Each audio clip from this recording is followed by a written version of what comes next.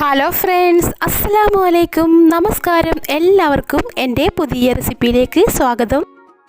ഇന്നത്തെ എൻ്റെ റെസിപ്പി ക്യാരറ്റും പിന്നെ ഈത്തപ്പഴവും വെച്ചിട്ട് നല്ല സൂപ്പർ ടേസ്റ്റി ആയിട്ടുള്ള ഒരു കേക്കിൻ്റെ റെസിപ്പിയാണ്. നമുക്കിനിത് ഉണ്ടാക്കുന്നത് എങ്ങനെയെന്ന് നോക്കാം. ആദ്യം തന്നെ ഒരു കാരമൽ സിറപ്പാണ് ഞാൻ റെഡിയാക്കുന്നത്. അതിനായി ഞാനിവിടെ ഒരു പാനിലേക്ക് 1/4 കപ്പ് പഞ്ചസാര പിന്നെ അല്പം വെള്ളവും ഒഴിച്ചു കൊടുത്തിട്ടുണ്ട്. എന്നിട്ട് ഇത് കാരമൽ ചെയ്തിട്ട് എടുക്കണം. കാരമൽ ഇവിടെ ഏകദേശം റെഡി ആയിട്ടുണ്ട്. അങ്ങനെ ലോ ഫ്ലെയിമിൽ വെച്ചിട്ട് ഇതുപോലെ ഇളക്കി കൊടുക്കാം. കാരമൽ ഇവിടെ റെഡിയായി. ഇനി ഇതിലേക്ക് നല്ല തിളച്ച വെള്ളം ഒഴിച്ചു കൊടുക്കണം. വെള്ളം ഒഴിച്ചു കൊടുക്കുമ്പോൾ ഇത് കട്ടിയില്ലാതെ ഇതുപോലെ ലൂസായി കിട്ടും. എന്നിട്ട് നന്നായിട്ട് തന്നെ ഇളക്കി കൊടുക്കാം. അപ്പോൾ നമ്മുടെ കാരമൽ സിറപ്പ് ഇവിടെ റെഡിയായി കിട്ടും. റെഡി ആയിട്ടുണ്ട്. ഇനി ഇതൊരു ബൗളിലേക്ക് മാറ്റി കൊടുക്കാം. എന്നിട്ട് ഇനി കേക്കിലേക്കുള്ള ഡ്രൈ ഇൻഗ്രീഡിയൻസ് അരിച്ചെടുക്കണം. അതിനായി ഞാനിവിടെ ഒരു ബൗളിലേക്ക് ഒരു അരിപ്പ് വെച്ച് കൊടുത്തിട്ടുണ്ട്. അതിലേക്ക് ഒരു കപ്പ് മൈദയാണ് ഇട്ട് കൊടുത്തത്. എന്നിട്ട് അതിലേക്ക് 1 ടീസ്പൂൺ ബേക്കിംഗ് പൗഡർ, പിന്നെ ഒരു 1/4 ടീസ്പൂൺ ബേക്കിംഗ് സോഡ, പിന്നെ ഒരു പിഞ്ച് ഉപ്പും കൂടി ഇട്ട് കൊടുക്കണം. എന്നിട്ട് ഇത് നന്നായിട്ടൊന്ന് അരിച്ചെടുക്കാം. പിന്നെ ഇത് ഒരു 2-3 വട്ടം അരിക്കുകയാണെങ്കിൽ കേക്ക് നല്ല സോഫ്റ്റായി കിട്ടും. പക്ഷേ ഇതുപോലെ ഒരു വട്ടം അരിച്ചിട്ട് ഇതുപോലെ ഒരു സ്പൂൺ വെച്ചിട്ട് നന്നായിട്ട് തന്നെ ഇതുപോലെ മിക്സ് ആക്കിയിട്ട് കൊടുത്താലും നല്ല സോഫ്റ്റ് കേക്കായി തന്നെ കിട്ടും. അങ്ങനെ ഇപ്പോൾ പൊടികളെല്ലാം അരിച്ചെടുത്തിട്ട് മിക്സ് ആക്കിയിട്ട് എടുത്തിട്ടുണ്ട്. ഇനി ഇത് അങ്ങോട്ടേക്ക് മാറ്റി വെച്ച് കൊടുക്കാം. എന്നിട്ടൊരു മറ്റൊരു ബൗൾ എടുത്തിട്ടുണ്ട്. അതിലേക്ക് ഞാനിവിടെ ഒരു 1/2 കപ്പ് ക്യാരറ്റ് ഗ്രേറ്റ് ചെയ്ത് എടുത്തതാണ്. അത് ഇതിലേക്ക് ഇട്ട് കൊടുക്കാം. ക്യാരറ്റ് ഇട്ട് കൊടുത്തിട്ടുണ്ട്. എന്നിട്ട് ഇനി ഇതിലേക്ക് 1/2 കപ്പ് തന്നെ ഈത്തപ്പഴം ചെറുതായി നുറുക്കിയെടുത്തതാണ്. അതും കൂടി ഇട്ട് കൊടുക്കണം. പിന്നെ വേണ്ടത് കുറച്ച് നട്ട്സാണ്. ഇഷ്ടമുള്ള നട്ട്സൊക്കെ നിങ്ങൾക്ക് ഇടാം. ഞാനിവിടെ ബദാമാണ് ഇട്ട് കൊടുത്തത്. എന്നിട്ട് നേരത്തെ നമ്മൾ അരിച്ച് മാറ്റി വെച്ച ആ പൊടിയിൽ നിന്നും കുറച്ചെടുത്തിട്ട് ഇതിലേക്കൊന്ന് ആഡ് ചെയ്തിട്ട് മിക്സ് ആക്കിയിട്ട് എടുക്കാം. ഇപ്പോൾ എല്ലാം കൂടി മിക്സ് ആക്കിയിട്ട് എടുത്തിട്ടുണ്ട്. ഇനി കേക്കിൻ്റെ ബാറ്ററാണ് റെഡിയാക്കേണ്ടത്. അതിനായി ഇതുപോലെ വെള്ളമൊന്നും ഒട്ടുമില്ലാത്ത ഒരു ക്ലീൻ ആയിട്ടുള്ള ഒരു ബൗൾ എടുക്കണം. പിന്നെ തണുപ്പില്ലാത്ത മുട്ട തന്നെ എടുക്കണം. എന്നാലേ നന്നായിട്ട് തന്നെ പതഞ്ഞ് വരും, കേക്ക് നന്നായി കിട്ടുകയുള്ളൂ. എന്നിട്ട് ഈ ബൗളിലേക്ക് 3 മുട്ട ഒഴിച്ചു കൊടുത്തിട്ടുണ്ട്. ഇനി ഇത് നന്നായിട്ട് തന്നെ ബീറ്റ് ചെയ്തിട്ട് എടുക്കാം.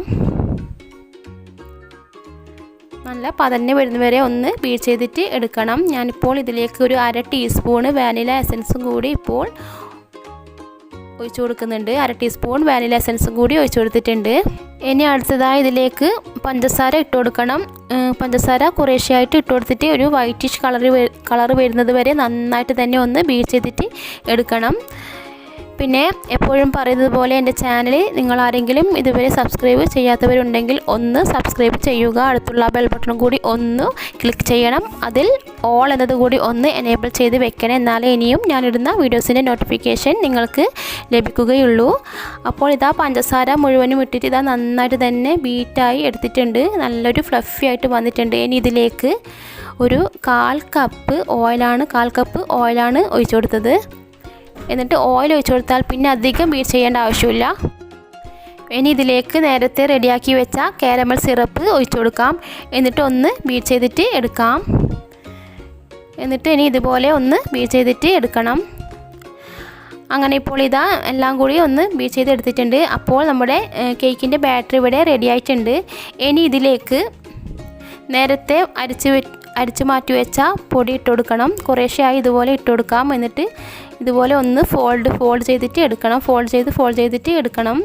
അധികം ഓവറായിട്ട് ഇതാക്കാതെ ഇതുപോലെ ചെറുതായിട്ട് മിക്സ് ആക്കിയിട്ട് എടുക്കാം.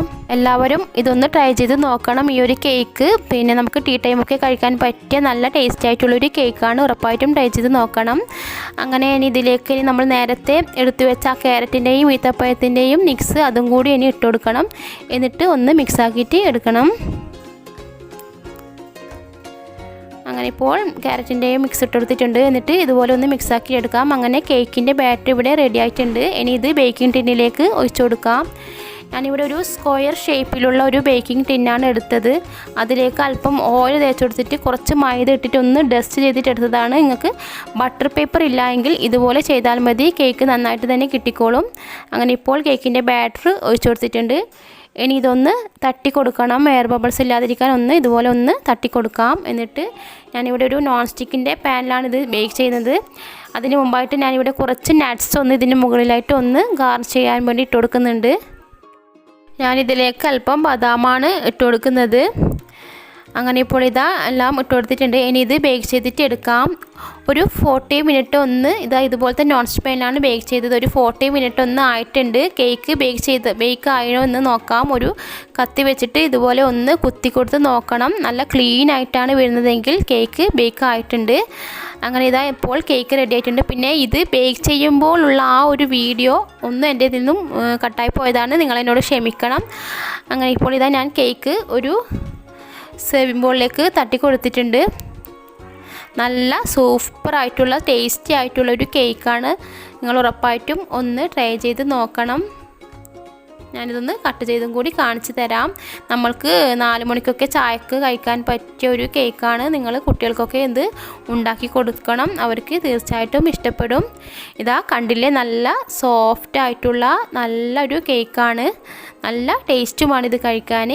അപ്പോൾ നിങ്ങൾ ഉറപ്പായിട്ടും ഉണ്ടാക്കി നോക്കണം. ഇഷ്ടമായെങ്കിൽ ഒന്നും ലൈക്ക് ചെയ്യണം. പറഞ്ഞതുപോലെ സബ്സ്ക്രൈബ് ചെയ്യാത്തവരുണ്ടെങ്കിൽ ഒന്ന് സബ്സ്ക്രൈബും കൂടി ചെയ്യണം. അപ്പോൾ ഇൻഷാ അല്ലാഹ് ഇനിയും ഇതുപോലത്തെ നല്ല വീഡിയോ ആയിട്ട് കാണാം. എല്ലാവർക്കും ബൈ ബൈ, ടേക്ക് കെയർ.